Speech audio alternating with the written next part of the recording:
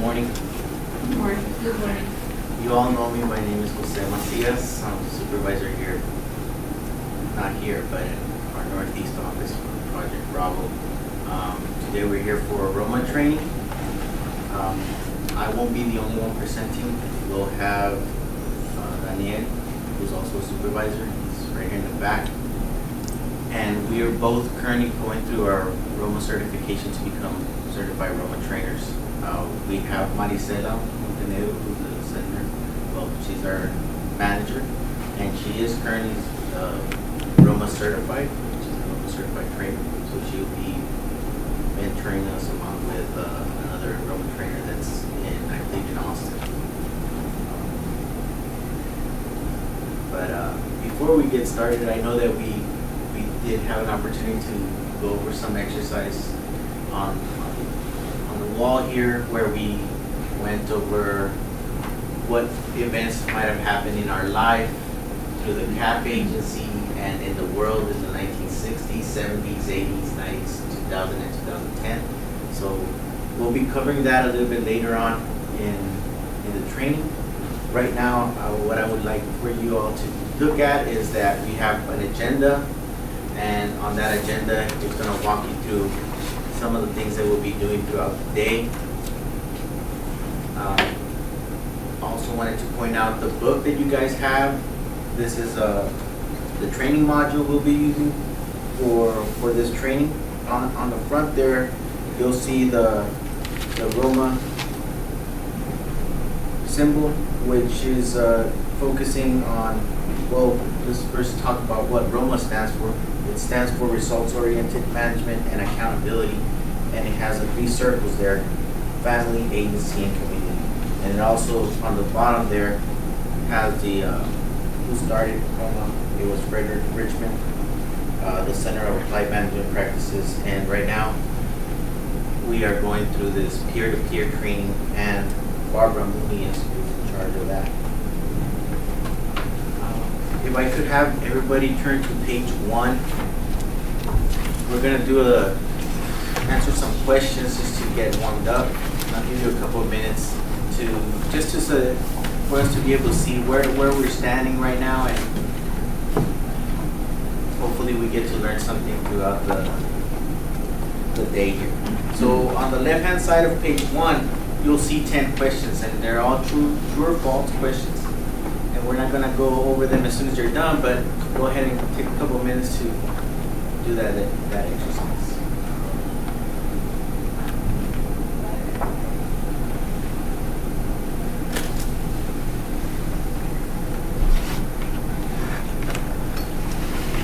Any questions, let me know.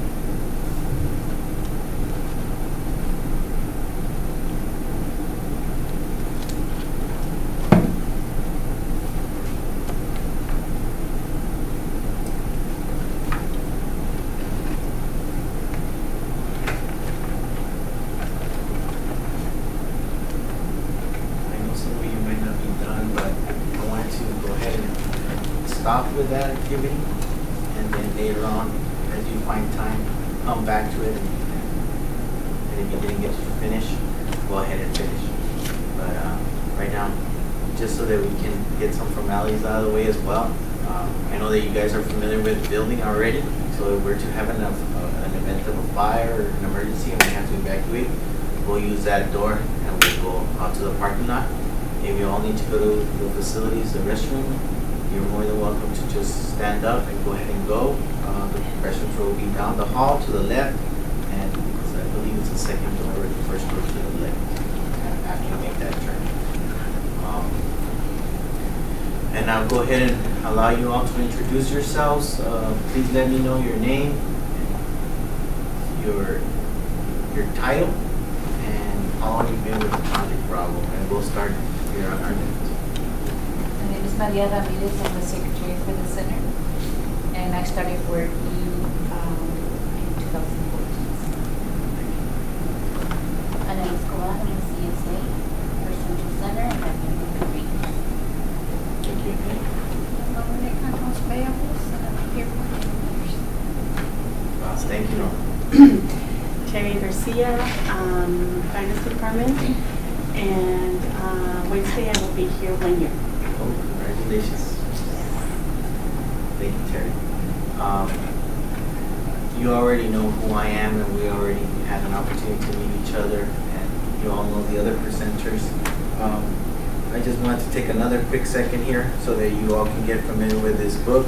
At the very beginning of the book, as you open the book, it gives you a little brief introduction, and then you turn the page to page 3, and then page 4, and it gives you the table of contents.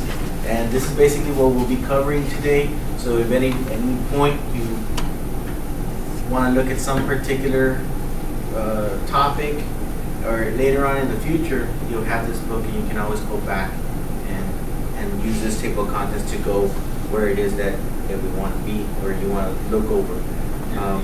And then we're going to go ahead and turn the page, and we see more table of contents, and then turn it again and we get to the 10 questions that we just had the opportunity to answer. And this is basically the introduction to Roma. And I will begin with Module 1.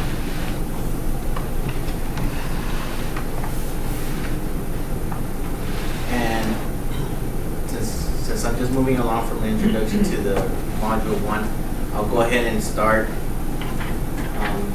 This module basically covers the history, and earlier we did have the opportunity to go do an exercise and post some events that happened in our lives in the world, and we also asked for Community Action Agency events.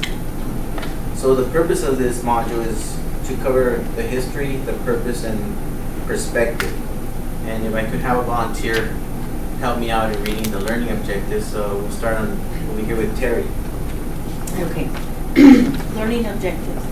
Participants will be able to identify historical milestones of community action and understand how these relate to Roma implementation.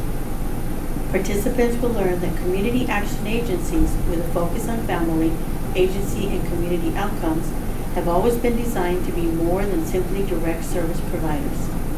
Participants will understand how lessons from history can help us identify future actions. Thank you very much, Terry. And we'll go ahead and turn the page and go on to page 2. And here we're going to start with the beginning.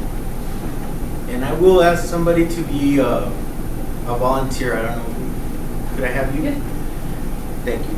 And what I'll do is I'm going to ask you to write down a year and then ask you to place it on maybe one of these boards. So just not right now, but just so that you can have it readily available. And I'm going to ask your attention over here at the board where we had the opportunity to do this morning. And here we are at the beginning. And the beginning for us really is in the 1960s. When we began, it was in 1964. And here we have somebody that was born, a couple of people that were born in the 1960s. And we also have an event of the death of Martin Luther King, Kennedy, the Kennedy assassination. So, if you all didn't know, when the presidential election happened, Kennedy became president and Lyndon B. Johnson was his vice president. They were actually competing against each other, but during those times, they got the vice president to be the person that was also running for president.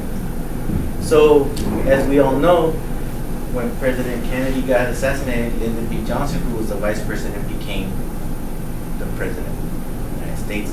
So that happened in the 1960s. And Lyndon B. Johnson also wrote a book, and that book was called The Great Society. So during that time, Congress enacted an act. It was called the Economic Opportunity Act, and here we have 1964. If you could write 1964 for me. Now go ahead and put that on our board here. So in 1964, the Economic Opportunity Act happened. And then we move on to 1970, the mission and the model. There was an issue of OEO Instruction 6320-1. This established the mission of community action. So what happened is when they took this Economic Opportunity Act, it created this opportunity for agencies to open their doors and provide a service to their communities. So that happened in 1964. And in 1970, the mission was established. This is when they say, okay, this is what you're doing and this is your purpose. This gave these agencies monies to be able to provide services to their communities. And those agencies were called community action agencies. And I believe that's when we started. Project Bravo ourselves started. We've been in existence for about 30 years. 45, so when did it start? Yeah. 50. That just happened. So 50 years. So we look back, that's about 50 years right there. So when that happened, it developed this, it opened this opportunity. And in 1974, you could write 1974 and then Community Service Act. Yeah, just repeat it, or? Yeah, you can abbreviate it. CSA. CSA. Community Service We can Act. write in our books, right? Yeah, you can write. These are your books. CAs. CSA. CSA. 1974. And what happened was that in 1974, the bill that was initially started in 1964 was the Economic Opportunity Act. It changed its name. It changed its name to Community Service Act, and that happened in 1974. So about 10 years later, it went from the Economic Opportunity Act to Community Service Act. Everything stayed the same. The only thing that happened was that there was a name change. And in 1981, there was a block grant, a change in relationship. Basically, when it first started, it would give the money straight to the agencies. Whoever opened their doors to assist their community, that's how they got their money. But in 1981, that changed. There was the block grant. So the block grant, also known as the CSBG Act of 1981. If you could write 1981 for me and put CSBG.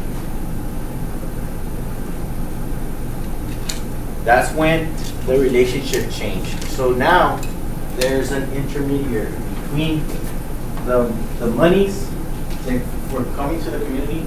They were first going straight to the agency, then now they were going to a specific state, and then they were given authority to oversee the operations, and that happened in 1981. And then if you turn your books to page 4, we're going to look at 1993. And I just want to tie some of the events that happened in 1990s. I got some people graduating, some people getting married, some having a daughter. Somebody moved to El Paso, Texas, and then somehow the Cowboys won some Super Bowl. So I don't know. This might be a Let's go Cowboys! Yeah! So these are events that happened in 1990s. So here we have in 1993. If you correct for me, 1993.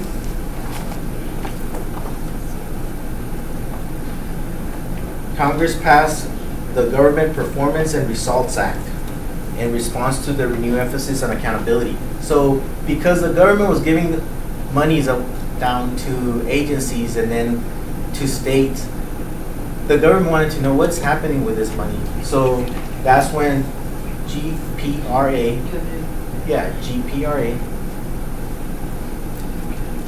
established some rules so that they could be accountable.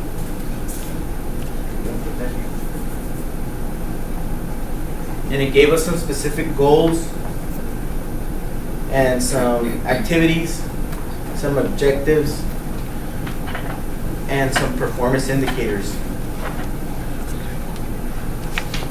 And in 1994, during the same time, there was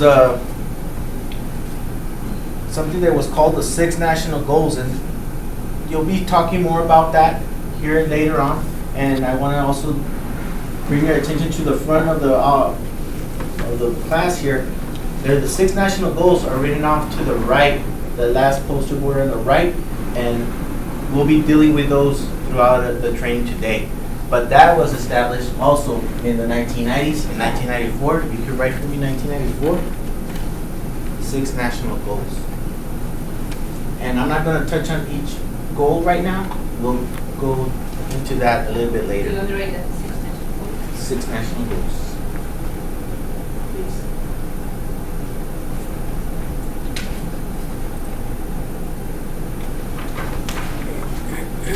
Another thing that happened in 1994, if you could write 1994 again for me.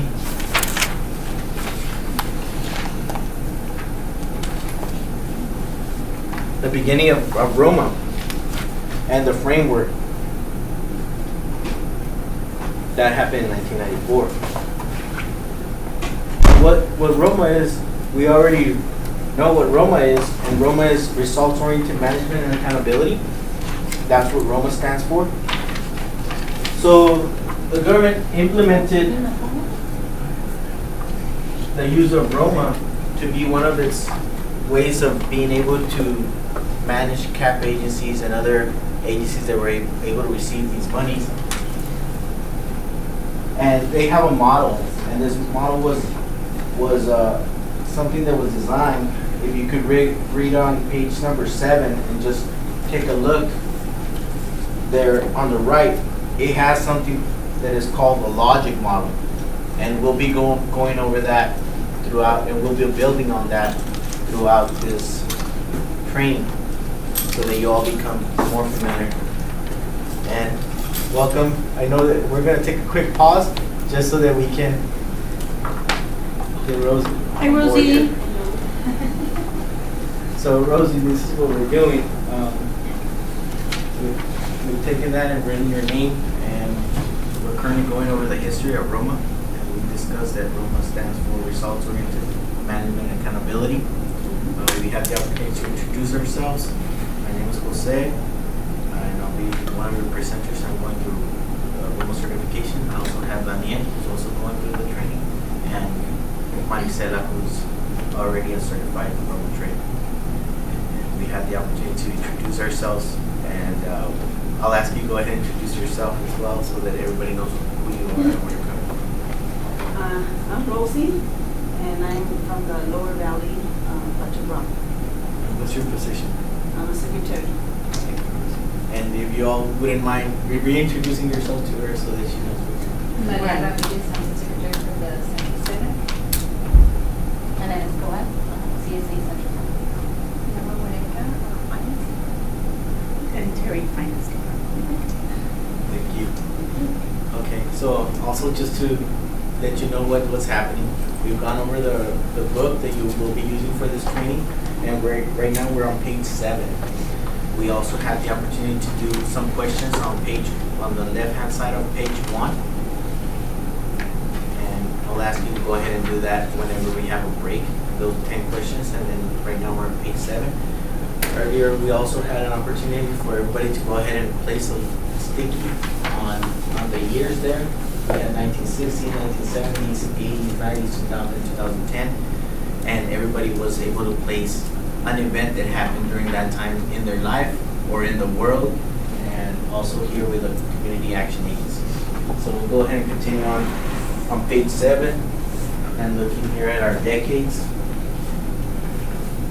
This model that's on page 7 was something that has always been like modified and improved as new techniques or opportunities for improvement are taken on. This module was this particular logic model was designed by Joseph Woolley. And I'm going to ask you to go ahead and turn to page 8. And now we're looking at 1998, the reauthorization of the CSBG Act. So in 1998, if I could have Mary write 1998.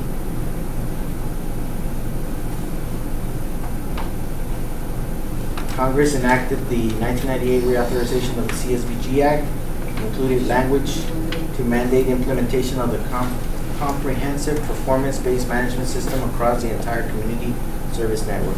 So ROMA is what is being used through all the United States as the approved way of administering these programs in our communities.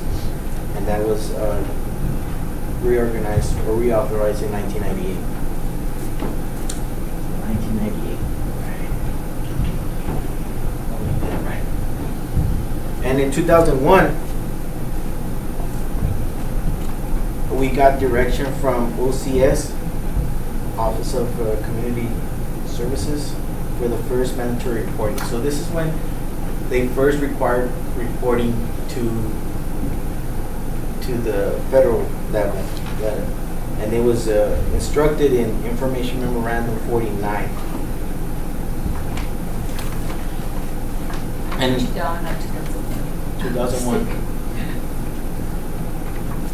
2001, that's when the reporting started. And here I have, somebody wrote that HACCP also started. I believe that's Housing Authority. And then somebody finished high school. Somebody bought a home. Somebody had their second son. We also have a world event of 9/11, the World Trade Centers, and our first black president also in 2000. And we're going to go ahead and turn to the page 10. In 2005, to be correct, in 2005, we had the implementation of the national indicators of the community action performance. So if you could write NPIs, national indicators. Just practice question for this. Yeah. And what these were, this is a way of measuring the way that everybody is doing. So if it's in the United States, if it's in California, if it's in Texas or in New York, wherever, you're all being measured with the same ruler.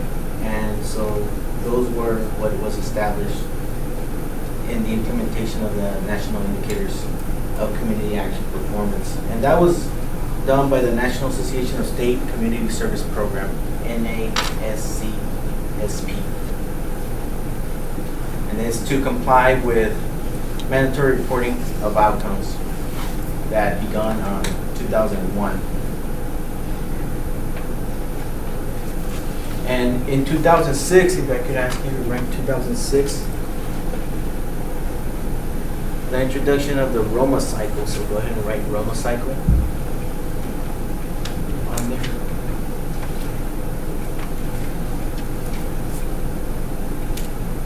That was implemented in 2006. And I'd also like to bring your attention to the front of the class here. I have the Roma cycle, and that's the second from the right, if you're looking at it, from the right to the left, that's the Roma cycle, and we'll be going over that throughout this training as well. And what the Roma cycle does is that it gives you a system of how to go ahead and reevaluate and plan. And we'll start at the top there. It gives you an assessment, then it moves on to planning, then moves on to implementation, achievement of results, evaluation, and then assessment again. So what you're doing is you're seeing wherever it is that you may be lying in that Roma cycle, it continues. It's a non-stop cycle. That was implemented in 2006. We're going to go ahead and turn the page to page 12. In 2009, the Obama administration renewed focus on results. So in 2009, the OMB issued a performance reporting progress report, and that's called PPRA or PPRAF. So this is the form that was designed to go ahead and have agencies report the way that they're doing, and it's like a scorecard or like a report card that you would get from school. And in 2011, a new strategy for excellence. Other key elements of the administration focus include emphasis on place-based services to address the causes and impacts of poverty, increase accountability for performance, promotion of evidence-based practices to achieve results. And if I could have somebody help me out with reading the bullets here, or the number on the left-hand side, there's numbers, and if I could have Norma read one. You can't see? You forgot her glasses. That's okay. Mary? Or Annette? Yeah. Performance management and data. OCS will work with national technical assistance partners and state CSPG agencies to build a performance management structure to develop results-oriented management of the system and the very national performance indicators that are used to assess program performance. Number 2, governance and control technical assistance, 3, risk mitigation and quality assurance. So these are the 4 things that they're looking for, and we'll be going more into that as we go through this training. I wanted to go ahead and ask just to recap what we've gone over, and I know that it's impossible to memorize everything that we're learning, but just so that we can make an effort. Remember what happened in 1964, and go ahead and raise your hand. I had written it down. Well, I had Mary write it down, but we have it here on our board. So if somebody can remember what happened in 1964. That was the beginning, That the was Economic Act, or Economic Opportunity Act. Economic Opportunity Act, and that was the first name. And who established that? Who was the president during that time? Frederick Richmond. No. No, that's not the it. President of the United States. Oh, Huh? Lyndon B. Johnson. Lyndon B. Johnson. And how did he become president? Someone did him a favor. No. Yeah, but they were from opposing parties, remember? Yeah. So we also had something big happen in 1974. Who can remember what happened in 1974? There was a name change.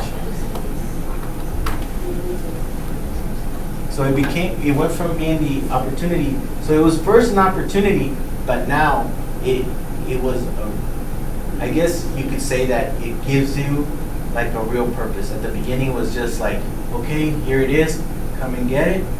So that's why it was called an Opportunity Act. And then the CSA in the 1970s, it basically gave you like a mission, and you have to now do these, like now you have a purpose. And in 1980s, we have CSVG. 1981, who remembers what CSVG was? It serves now as the intermediary. intermediary, or instead of going directly, you said that first the money was going directly to the agencies, but now instead we developed this agency that would now administer the funds Yes. to the services or to the agencies? Absolutely. So we gave somebody like a middleman to go ahead and have oversight. So now we're not being oversighted just directly from the federal government. There's somebody at the state level that's looking at that. And then here, a lot of stuff happened in the 1990s. We have something happened in 1993, GPRA, and 1994, our 6 national goals. And I'm going to just touch very quickly on that. The 6 national goals do focus on family, community, and agency. And there's 2 goals per topic there for the family, community, and agency. We also have, in 1994, the beginning of Roma. In 2005, the National Performance Indicators. In 2006, the implementation of the Roma cycle. And in 2010, the refocusing through how we're going to go ahead and report to the federal government. Does anybody have any questions before I have, I believe that Nian will be talking to us in audio. Does anybody have any questions? No? Well, thank you for your time.